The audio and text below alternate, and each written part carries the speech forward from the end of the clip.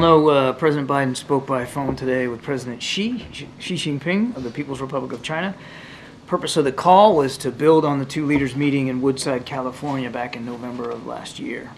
Over the course of about an hour and 45 minutes, the two leaders held a candid and constructive discussion on a range of bilateral, regional, and global issues, including areas of cooperation and areas of differences.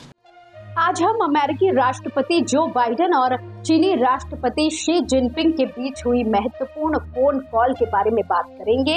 ये call ऐसे समय में आई जब दोनों देश सालों से चले आ रहे तनावों को कम करके अपने संबंधों को स्थिर करना चाहते हैं। ऐसे में कुछ सवाल उठने लाजमी है कि इस फोन कॉल में चर्चा किए गए प्रमुख मुद्दे क्या रहे थे। क्या इस कॉल से दोनों देशों के बीच संबंधों में सुधार की उम्मीद की जा सकती है? और सबसे ज्यादा जरूरी कि वॉशिंगटन और बीजिंग के बीच के विवाद के अन्य प्रमुख क्षेत्र कौन से हैं? नमस्कार, आप देख रहे हैं एयर। चीनी सरकारी चैनल सीसीटीवी ने बताया कि दोनों राष्ट्राध्यक्षों ने चीन अमेरिका संबंधों और दोनों पक्षों के लिए समान चिंता के मुद्दों पर खुलकर और गहराई से विचारों का आदान प्रदान किया। आपको बता दें कि ये कॉल वैश्विक स्तर पर हलचल के बीच आई है। गाजा और यूक्रेन में चल रहे युद्ध, साथ ही उत्तर कोरिया की परमाणु क्षमताओं की चर्चा इस दौरान होने वाली है।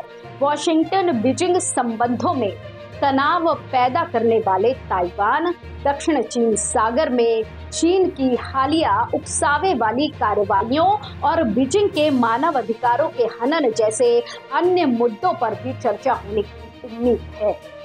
इस बीच एक अमेरिकी अधिकारी ने कहा कि विदेश मंत्री एंटनी ब्लिंकन और वित्त मंत्री जेनेट येलेन जल्द ही चीन का अलग से दौरा करेंगे। अधिकारी ने कहा, हम कैबिनेट स्तर की कूटनीति के माध्यम से अपने हितों को आगे बढ़ाना जारी रखेंगे, जिसमें आने वाले दिनों में वित्त मंत्री येलेन और आने वाले हफ्तों में विदेश मंत्री ब्लिंकन द्वारा पीआरसी की यात्रा भी शामिल है। आपको बता दें कि चीन और अमेरिका के बीच संबंध कई वर्षों से तनावपूर्ण रहे हैं। व्यापार, प्रौद्योगिकी और दक्षिण चीन सागर में क्षेत्रीय दावों जैसे मुद्दों पर तनाव रहा है। दोनों देशों ने हाल के वर्षों में कई बार बातचीत करने की कोशिश की है, लेकिन तनाव फिर भी बना हुआ है। लेकिन हाल की घटनाओं जैसे यूक्रेन में युद्ध और ताइवान के आसपास बढ़ते तनाव ने दोनों देशों को अपने संबंधों को स्थिर करने की आवश्यकता पर बल दिया है। वैसे शी जिनपिंग और जो बाइडेन के बीच फोन कॉल दोनों देशों के बीच संबंधों में सुधार की दिशा में एक सकारात्मक कदम है।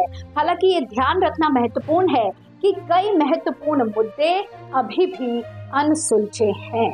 इस कॉल का अंतिम परिणाम इस बात पर निर्भर करेगा कि दोनों देश इन मुद्दों को हल करने के लिए कितनी प्रतिबद्धता दिखाते हैं। इसी तरह की और खबरों के लिए देखते रहिए एयर न्यूज। धन्यवाद।